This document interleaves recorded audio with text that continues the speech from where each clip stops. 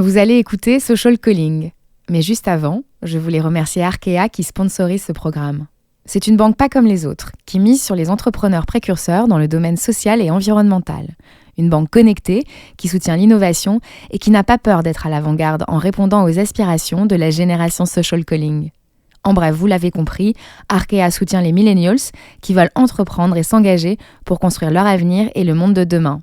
Alors ne l'oubliez pas, si vous écoutez ce podcast, c'est aussi grâce à l'audace d'Arkea. Il faut que je fasse quelque chose, il faut que j'agisse. Je me suis dit que ça allait être très compliqué et j'avais pas tort. Social Calling, Léa, épisode 2. Où j'ai développé une tactique pour pouvoir contourner les règles. La première fois que j'ai rencontré cette petite brunette à lunettes, je me suis dit, elle n'a pas l'air si différente de ces lycéennes qui s'apprêtent à user les bancs de Sciences Po Paris. Bonne élève, sûrement brillante. Pourtant, la première fois que j'ai parlé avec Léa, j'ai pris une sacrée claque. Son histoire m'a longtemps trotté dans la tête, au point de devenir une obsession. Pas seulement parce qu'il y est question de l'amour porté à sa grand-mère et que je suis très attachée à la mienne, non, plutôt parce que sa détermination contraste avec son extrême jeunesse. Elle a déjà bien roulé sa bosse pour ses 18 ans, Léa. Vous allez entendre une histoire de porte. Celle qui se ferme brutalement, celle qui ne s'ouvre que de l'intérieur et celle dont on finit par crocheter la serrure. C'est bien, t'es à l'aise là ? Très bien. T'es bien positionnée sur la table ? Alors j'avais 15 ans, j'étais dans ma chambre, entourée d'instruments de musique. Sur mon bureau, il y avait la photo de ma grand-mère. Et avec ma copine Jade, on a décidé d'appeler des associations pour s'engager. Donc on en a appelé une, puis 2, puis 10, puis 20. Et à chaque fois, c'était la même réponse. Et on nous disait qu'on était beaucoup trop jeunes et qu'ils ne prenaient pas de mineurs. Donc là, on était un peu déçus et frustrés. Et un soir, j'étais dans mon lit. Je regarde une vidéo parce que j'avais un devoir de physique le lendemain et que j'avais rien bossé. Donc il fallait que je rattrape. Et là, comme par hasard, je tombe sur une vidéo d'une dame qui parle. Et cette dame, c'était ma grand-mère, qui raconte son engagement dans une association. Et elle dit que pour elle, c'était important de s'engager en faveur des jeunes, parce que les jeunes, c'était l'avenir. Et là, c'était comme une évidence. Ma grand-mère, elle est décédée 2 mois avant cette vidéo-là, d'une leucémie en 17 jours. Et c'est là que je me suis dit, il faut que je fasse quelque chose, il faut que j'agisse. Et si on me ferme les portes des associations, on va créer la nôtre. On ne sait pas ce que c'est un procès-verbal, on ne sait pas ce que c'est des statuts à 15 ans. Donc ce qu'on fait, c'est qu'on tape sur Internet et qu'on pompe un peu ce qui est marqué sur Internet. Puis on voit qu'il faut avoir 16 ans pour créer une association. Donc j'ai développé une tactique pour pouvoir contourner les règles. Je suis allée réveiller ma maman à 1h du matin, qui est avocate en droit social, avec mon bulletin de notes collé sur les statuts de l'association. Je lui ai hurlé dessus pour la réveiller en lui disant que si elle signait pas mon bulletin, j'allais me faire renvoyer de l'école. Donc elle était complètement paniquée, elle a signé ce qu'elle pensait être mon bulletin. Et en fait, c'était les statuts de l'association. Et j'ai pu scanner sa signature et l'utiliser partout après.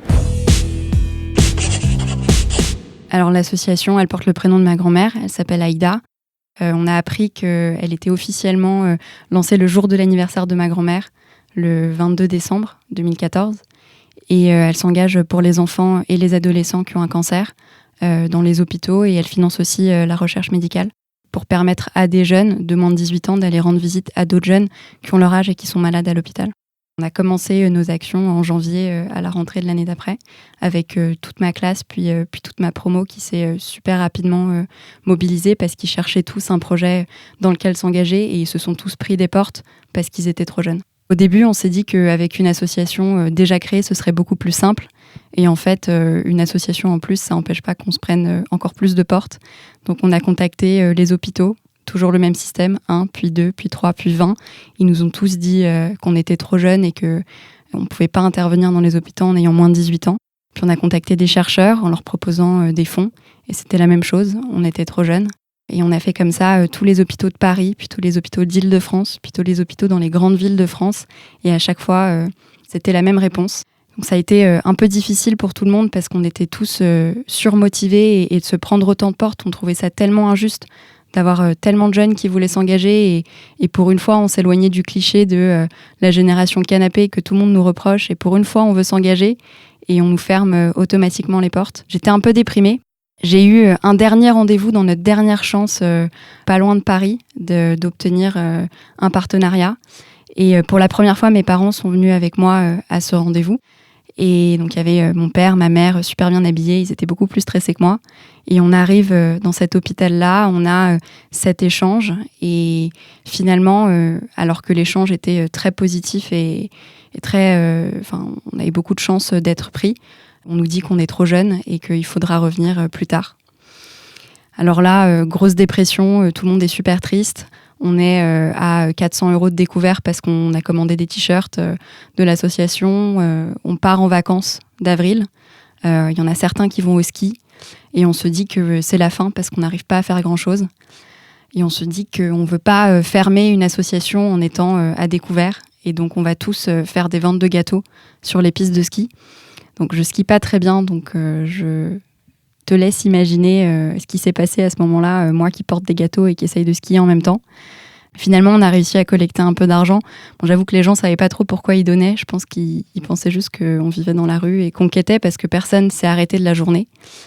Mais à la toute fin de la journée, il y a une dame qui s'est arrêtée à ski, qui a enlevé son casque et qui a enlevé son masque de ski, qui m'a regardée et qui m'a dit bravo pour ce que vous faites, c'est incroyable de voir des jeunes qui s'engagent et qui se motivent à ce point-là pour une cause. Et à ce moment-là, je me suis dit que non, c'était pas possible, on pouvait pas arrêter.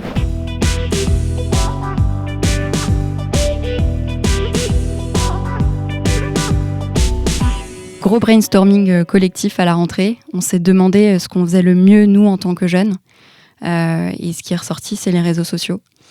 Au bout de quelques mois, on a commencé à poster du contenu de nous avec le t-shirt de l'association, en racontant notre histoire, en disant qu'on était un groupe de jeunes qui voulaient s'engager pour les enfants et les adolescents qui avaient un cancer. Et il y a de plus en plus de gens qui nous ont suivis sur les réseaux sociaux, qui commentaient nos publications, qui nous envoyaient des messages de soutien. Au bout de quelques mois, on a eu des médias qui ont commencé à parler de nous, et puis des familles aussi, qui nous ont contactés sur les réseaux sociaux en disant on sait que vous n'arrivez pas à rentrer dans les hôpitaux, mais par contre, nous, notre enfant, il a le même âge que vous, et ce serait super intéressant que vous veniez le voir, parce que je pense qu'il kifferait avoir des visites de jeunes de son âge. Et c'est ce qu'on a fait. Donc au début avec une famille, puis 10, puis à la fin, en novembre de la première année, on était déjà à plus de 70 familles qu'on avait soutenues. Puis on a gagné notre premier prix en décembre de la première année d'existence de l'association, qui nous a vachement motivés pour continuer et qui a fait qu'on gagne un peu en crédibilité et qu'on puisse signer nos premiers partenariats avec des hôpitaux.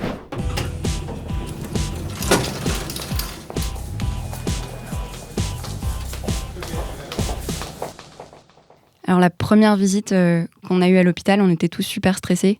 Ils me regardaient tous en essayant de copier ce que j'étais en train de faire, et moi j'avais aucune idée de ce que j'étais en train de faire.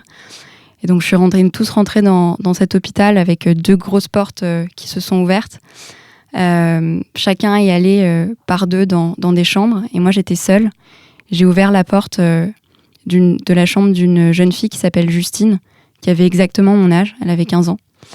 Et Justine, elle voulait pas que des gens rentrent dans sa chambre, elle voulait pas avoir de visite parce qu'elle était très fatiguée avec les traitements. Et quand elle a su que c'était une jeune de son âge, elle m'a laissée rentrer. Et là, c'était comme un moment hors du temps. On a joué du piano, elle m'a fait jouer devant elle, puis elle a joué devant moi, et puis on a fini par faire un 4 mains pendant toute l'après-midi. Puis à la fin de la journée, j'ai quitté sa chambre. Et puis juste avant que je claque la porte, elle m'a regardée et elle m'a dit « Merci, ça fait du bien d'avoir des visites de jeunes ». Et quand je me suis retrouvée dans le couloir, que j'ai fermé la porte, je me suis rendu compte que c'était pour ça que je m'étais pris autant de portes ces derniers mois. C'était pour vivre ce genre de moments-là, hors du temps et hors des traitements à l'hôpital. Et comment ça va aujourd'hui ? Aujourd'hui, on a plus de 500 bénévoles dans toute la France, dont 80% à moins de 18 ans. C'est une vraie fierté parce qu'on arrive aujourd'hui à travailler avec des hôpitaux partout en France qui acceptent que des jeunes de moins de 18 ans interviennent au sein de leur structure.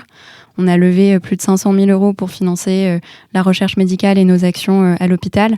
Et toute l'année, avec des interventions très régulières toutes les semaines, on arrive à sensibiliser entre 16 000 et 20 000 jeunes à l'engagement. Donc ça avance, on continue parce qu'il y a encore plein de portes qu'on se prend encore aujourd'hui et qu'il faut enfoncer. Mais on continue et on essaye de donner un maximum d'espoir aux jeunes et de continuer à leur donner autant de parenthèses en dehors de la maladie.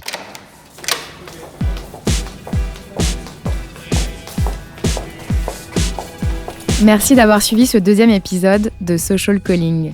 Je vous donne rendez-vous la semaine prochaine avec Béatrice, qui m'a invitée à déjeuner chez ses parents un dimanche midi.